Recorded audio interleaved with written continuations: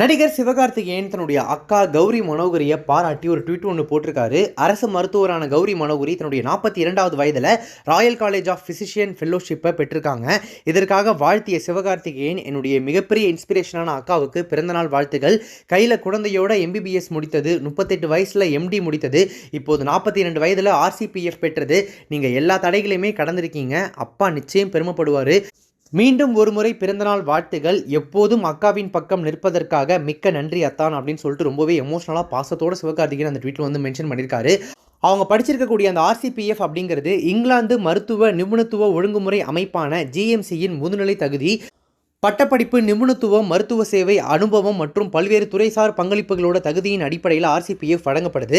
RCPF பெற்றவங்க இங்கிலாந்தில் மருத்துவ பயிற்சி மேற்கொள்ளலாம். கௌரி மனோகரி சின்ன வயசுலேருந்தே படிப்பாளியாக வளர்ந்தவங்க அப்படின்றத அவங்களே சொல்லியிருக்காங்க. அவங்களுக்கு மெடிக்கல் சீட் கிடைக்காதப்போ அவங்க வீட்டில் கடன் வாங்கி MBBS சேர்த்ததாகவும் சொல்லியிருக்காங்க. மெரிட்டில் தான் வருவேன் அப்படின்னு சொல்லி அடுத்த முறை மெரிட்டில் MBBS சேர்ந்திருக்காங்க. கௌரியுடைய கணவர் பிரசன்னா திருச்சியில் பிஸ்னஸ் பண்ணிட்டு இருக்காரு. இவங்களுக்கு ராகவ், ஆதவன் 2 மகன்கள் இருக்காங்க.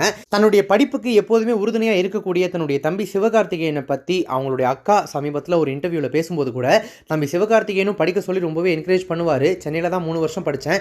படிச்சுட்டு வரும்போது அம்மா வீட்டு வேலை ஏதாவது செய்ய சொன்னால், அது எவ்வளோ தூரம் படிச்சுட்டு வருது, அதை போய் வேலை செய்ய சொல்கிறியம்மான்னு அம்மா கிட்ட தம்பி கோவப்படுவார். அதை விட முக்கியமாக என்னை கஷ்டப்படுத்தக்கூடாதுன்னு வீட்டு வேலைக்கு ஆளையும் போட்டார்.